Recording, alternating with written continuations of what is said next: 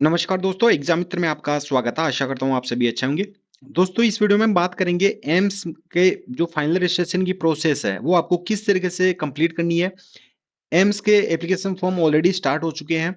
तो final registration की process है, उससे पहले आपको बेसिक रजिस्ट्रेशन पूरा करना होता है। फिर सेकंड स्टेप होती है आपको आरयूसी कोड की। थर्ड स्टेप होती है फाइनल रजिस्ट्रेशन की। तो इस तरीके से एम्स का एप्लीकेशन फॉर्म है वो 3 स्टेप में फिल किया जाता है। दोनों स्टेप मैंने ऑलरेडी आपको स्टेप बाय स्टेप वीडियोज के माध्यम से बता रखी है। चैनल पे जाके प्लेलिस्ट बना रखी है एम्स 2024 बीएससी नर्सिंग पैरामेडिकल की। उसमें सारे वीडियोस अवेलेबल हैं। बेसिक रजिस्ट्रेशन किस तरीके से करना है, फाइनल रजिस्ट्रेशन की प्रोसेस आपको इस वीडियो में जानने को मिल जाएगी। आरयूसी कोड किस तरीके से जनरेट करना है, सारी प्रोसेस आपको वीडियोस में ऑलरेडी अच्छे से समझा रखी है। जो भी आपके सारे डाउट है वो सारे डाउट उन वीडियोस में आपको क्लियर कर रखे हैं, तो वो वीडियो देखिए, आपके सारे डाउट क्लियर हो जाएंगे। फाइनल रजिस्ट्रेशन के लिए आपको सबसे पहले ऑफिशियल वेबसाइट पे आना है। इस तरीके से ऑफिशियल वेबसाइट ओपन हो जाएगी। यहाँ पे आप देख सकते हैं ये ऑफिशियल वेबसाइट का लिंक है emsexams.ac.in। एकेडमिक कोर्सेज पे आपको क्लिक करना है। जैसे ही एकेडमिक कोर्सेज पे आप क्लिक करेंगे तो यहाँ पे आपको बीएससी ऑनर्स नर्सिंग का ऑप्शन दिखाई देगा। बीएससी ऑनर्स पे सिलेक्ट करना, पोस्ट बेसिक वाले पोस्ट बेसिक पे और पैरामेडिकल वाले और बीएससी ऑनर्स वाले इस पे क्लिक करना है। जैसे क्लिक करेंगे इस तरीके से एक पॉपअप आएगा। प्रोसीड पे क्लिक कर देना आपको। प्रोसीड पे क्लिक करते ही आपके लिए ये लॉगिन का पेज ओपन हो जाएगा और यहाँ पे आप देख सकते हैं एम्स 2024 एंट्रेंस एग्जामिनेशन के लिए ये लॉगिन पेज है आपका। यहाँ पे बेसिक रजिस्ट्रेशन की इस पेज से आप बेसिक रजिस्ट्रेशन की प्रोसेस पूरी करनी है। इससे संबंधित मैंने डिटेल वीडियो ऑलरेडी बता रखे हैं आपको कि किस तरीके से कोड जनरेट करना, आपको बेसिक रजिस्ट्रेशन किस तरीके से करना है। दोनों स्टेप डिटेल में स्टेप बाय स्टेप समझा रखी है। फाइनल रजिस्ट्रेशन के लिए आपको यहाँ पे लॉगिन करना है। फाइनल रजिस्ट्रेशन के लिए आपको कौन कौन सी चीजों की जरूरत रहेगी। एक तो रजिस्ट्रेशन आईडी की जो आपके पास में है। आरयूसी कोड आपने ऑलरेडी जनरेट कर रखा है, पासवर्ड आपके पास में है और यहाँ आपको कैप्चा फिल करके लॉगिन पे आपको क्लिक कर देना है।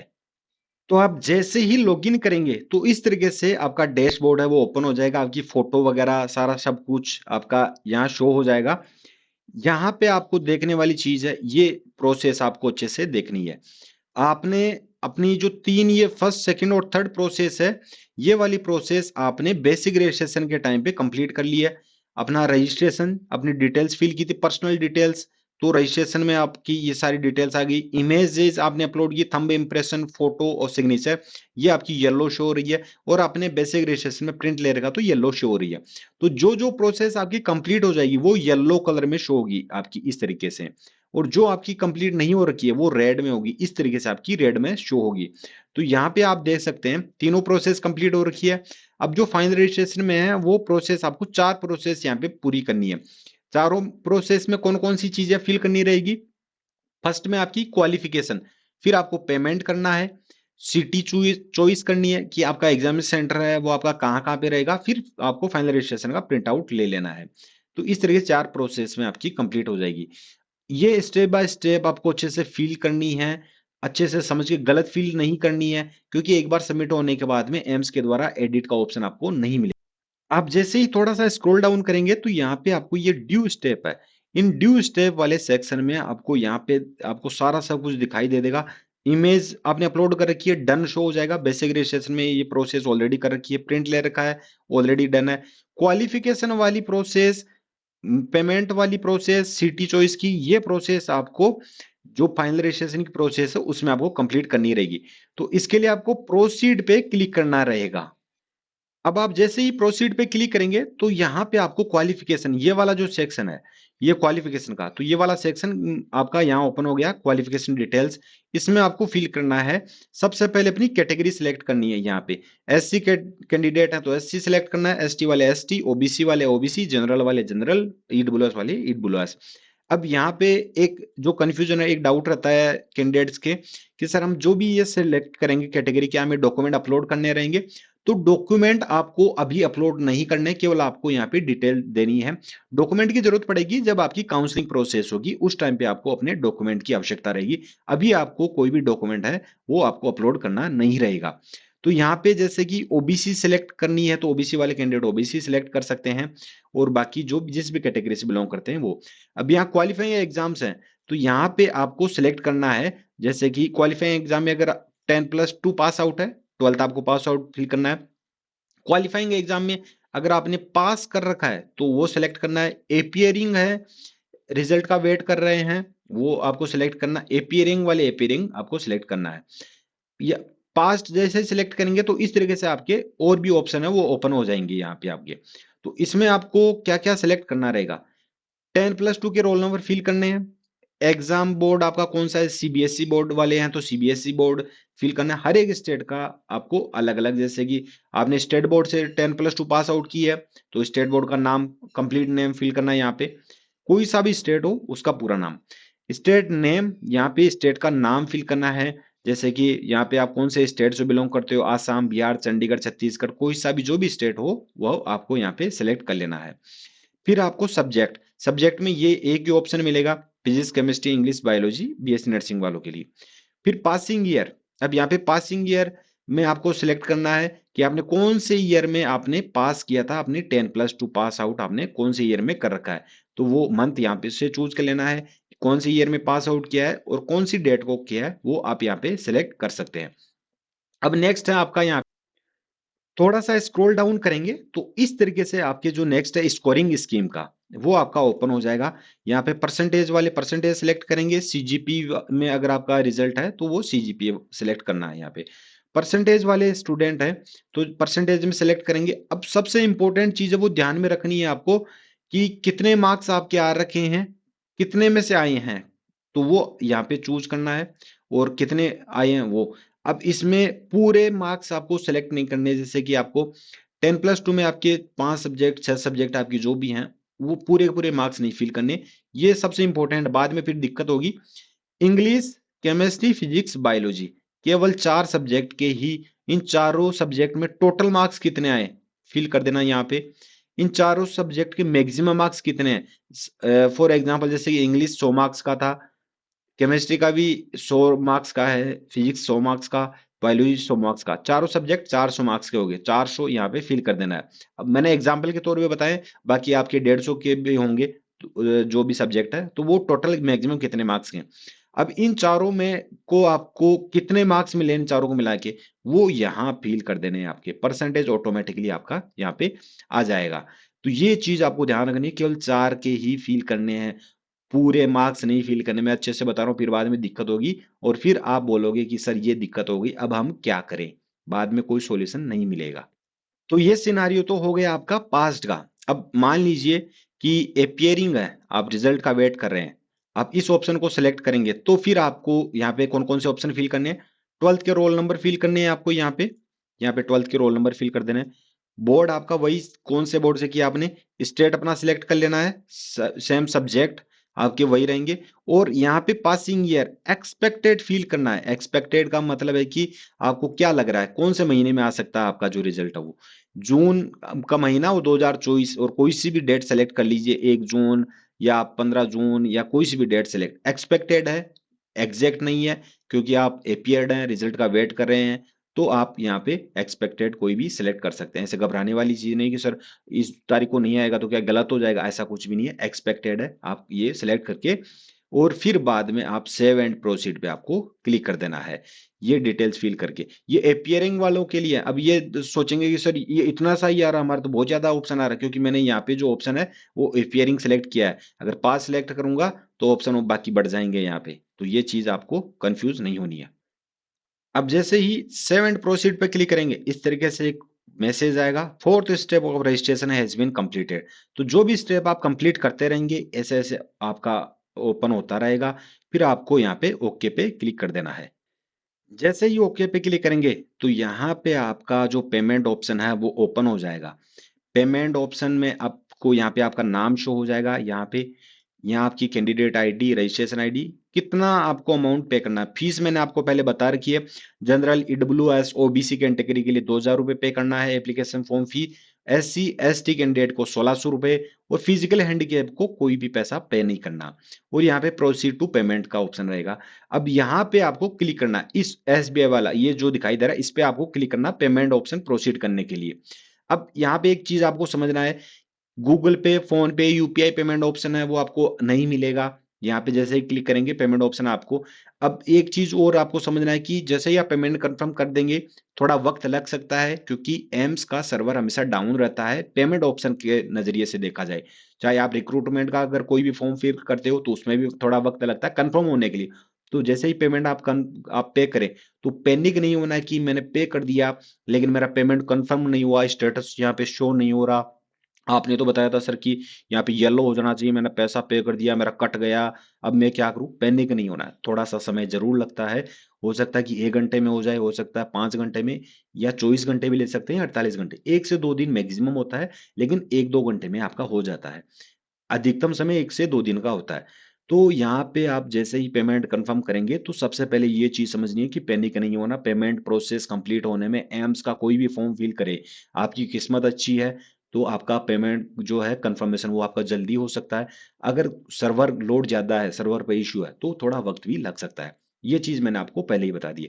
अब जैसे ही आप एसबीआई पे क्लिक करेंगे तो आपका जो पेमेंट के ऑप्शन है वो सारे ओपन हो जाएंगे। क्रेडिट कार्ड, डेबिट कार्ड से, नेट बैंकिंग से, तो आपको जिस भी मेथड से पे करना है वो आप पे कर दीजिए।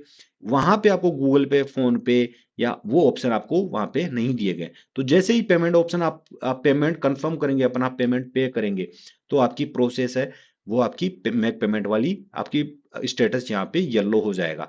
फिर आप सिटी चॉइस वाले ऑप्शन पे जा पाएंगे, उससे पहले आप सिटी चॉइस वाले ऑप्शन पे नहीं जा। अब जैसे ही आपका पेमेंट ऑप्शन है वो आपका येलो हो जाएगा, आप चेक करते रहिए। इंस्टेंट हो जाता तो बहुत अच्छी बात है, अगर नहीं होता थोड़ा सा वेट कर लीजिए।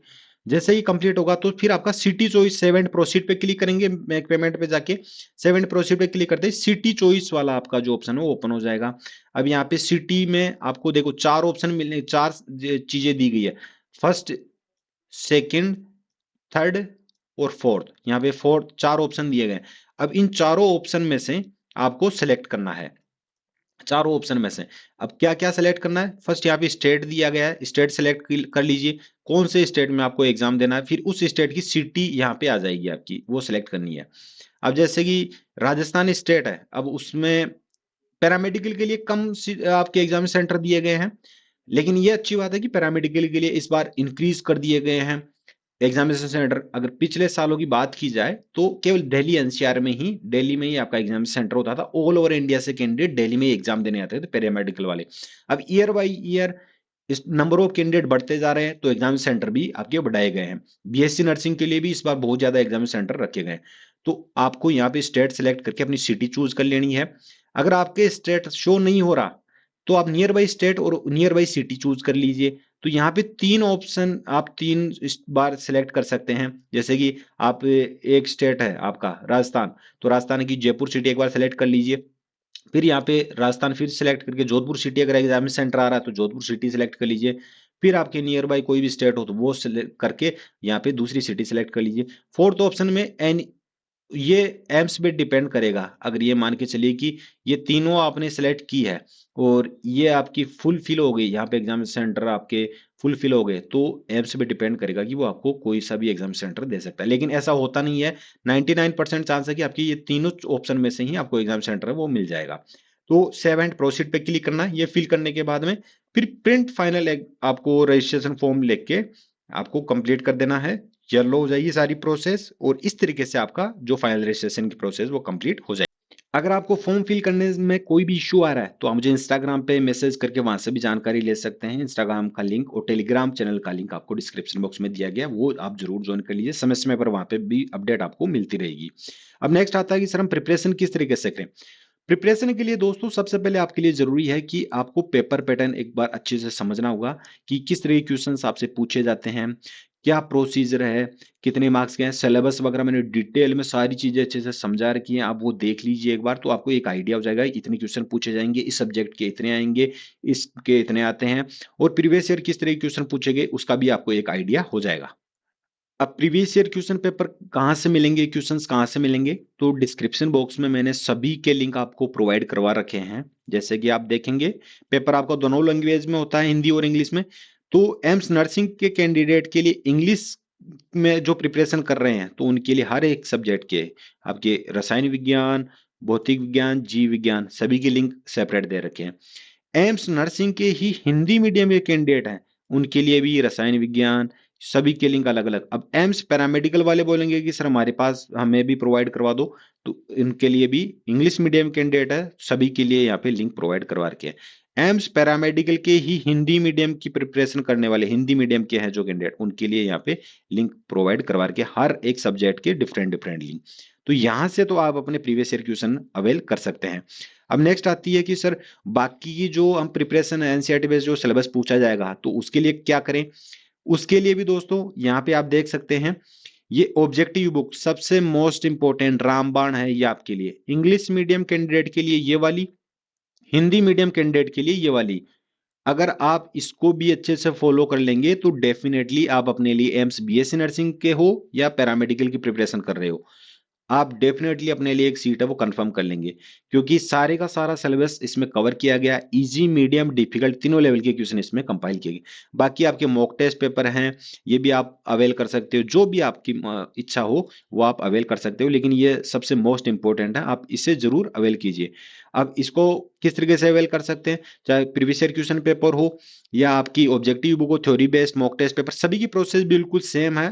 जैसे हिंदी मीडियम कैंडिडेट है, ऑब्जेक्टिव बुक अवेल करनी है, तो इस पे आपको क्लिक करना है। जैसे ही क्लिक करेंगे इस तरीके से इंटरफेस आएगा, यहाँ पे देख सकते हैं ये आपका बीएससी नर्सिंग पैरामेडिकल दोनों के लिए ये एक ही बुक सफिशिएंट है, एनसीईआरटी बेस्ड है, दोनों क्लासेस के लिए, तीनों सब्जेक्ट के लिए, इजी मीडियम डिफिकल्ट तीनों लेवल के क्वेश्चन इसमें कंपाइल किए गए हैं। ये अगर आपने अच्छे से फॉलो कर ली, मैं 100% श्योरिटी के साथ कहता हूँ आपका सारे का सारा सिलेबस इसमें से ही आपका एज इट इज पूछा जाएगा। समय रहते डिसीजन लेके आप जरूर अपनी स्टडी को फोकस कीजिए।